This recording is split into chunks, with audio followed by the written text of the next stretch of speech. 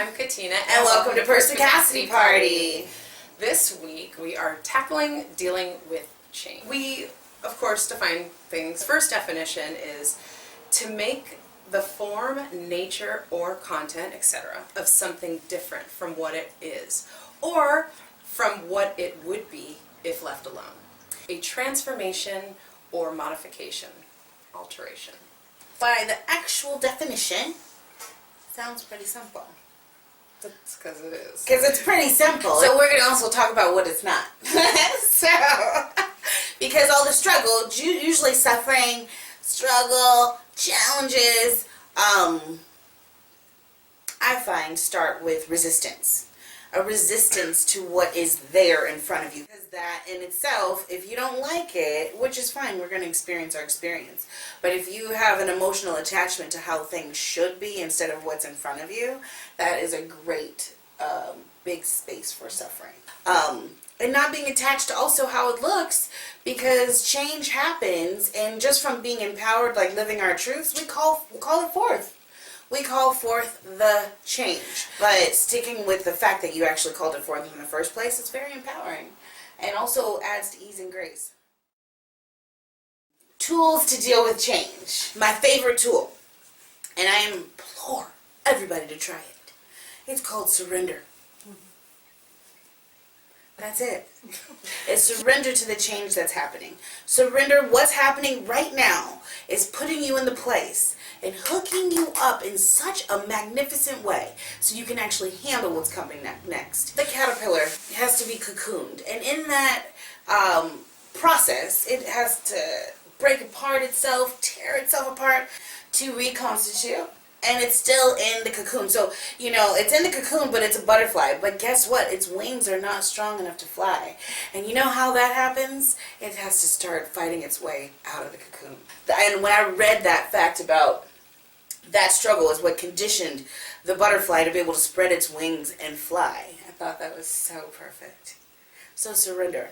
That's my favorite tool. But I also think that the most immediate tenet that we have to face is we have to remove the veil or the illusion that there is a such thing as being static in the first place. You never wake up the same person twice. The information that you gathered the day before has changed you in some way, whether it's small or big. So we're constantly changing. We're constantly in a state of flow. We're constantly in a state of expansion. And every situation is perfect.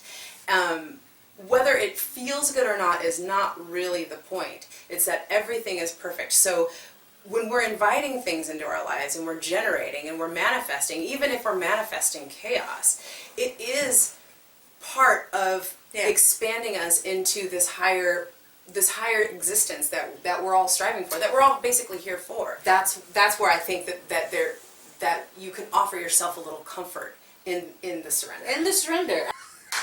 Anybody have any input, questions, whatever, about change, dealing with change? How do you deal with change?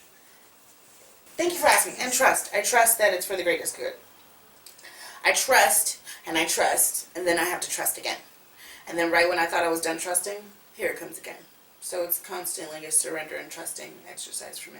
For me, I can't even pretend that I'm always in practice. I can't always say that I gracefully accept what is in front of me.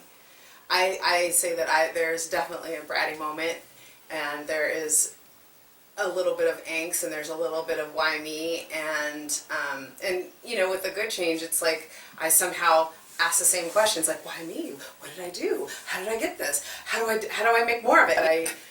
I do know at the end of it that I wouldn't be talking about this stuff if I didn't implement it in my life. And I do eventually get to that point of surrender. And then I do eventually get to that point of everything is perfect. And then all of a sudden you can actually, for me, I'm very in touch with the feelings that go through my body. And I can actually feel it drain out of my body. And then I feel myself locking into the flow again. Rena? Yeah. For me, the change is it's an experience. You expect something, but there's something different happens, and for me, it's like it's okay, That's great, because before I started really rigorously being in practice, I could really really perturbed when change happened because I had so many expectations of how things should be. Have an idea, a goal, an energy, a vision of where you want to be, what you want, who you want to be, all those things. Just don't make it so finite, like in this attachment to, oh, it has to be this type, or it looks like this, or has to feel like that. Anybody else? Okay, so there is change, there are changes that we seek. Changes come in different packages, you know, and so based on that, the reactions might be, or the way of dealing with them, I guess, would be a little bit different. What I like to do is keep everything simple. Very, very simple. And I boil it down to the lowest common denominator. So, to me, there is no difference in change. It's just change. It's neutral. And that's how I deal with it.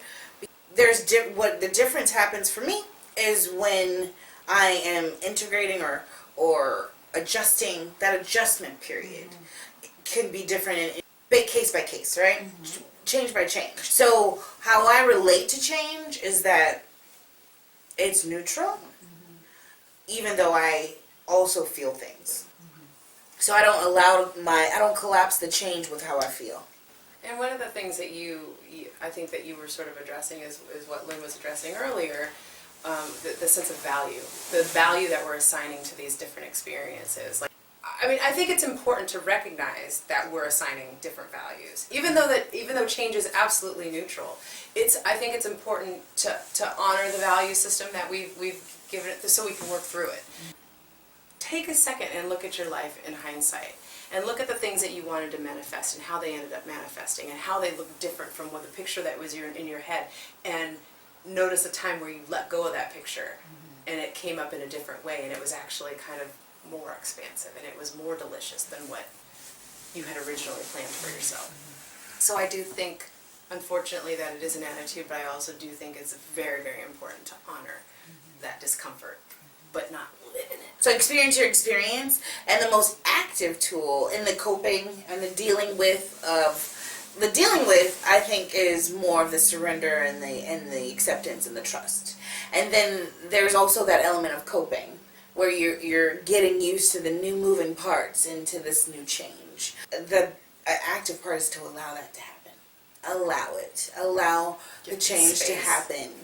Give it space to breathe, because you don't know what's going to be birthed from that. Change happens very quick. Have you guys noticed that? It happens like that. The aftermath is like the part you're like, ooh, I don't... waiting for the dust to settle. Right. Yeah, you don't rebuild while the tornado's happening. You gotta sit still. You wait. You wait. And then, And then you're ready. on stage. So, the whole thing about it is surrender, accept, and allow change to happen. And all this stuff that's coming with it, trust. Right. There's no need to fear it. Because if you actually take on what's happening and being presented to you, then that empowers you to be able to move forward and expand. If you take it on in such a way that it's not a bad thing, it's not a delay, it's not this, it's not all the things that we've assigned it to, but what it actually is just information, then you are so grounded and ready and able to move forward and actually float with change instead of resist it. And just like always, See you soon. Bye.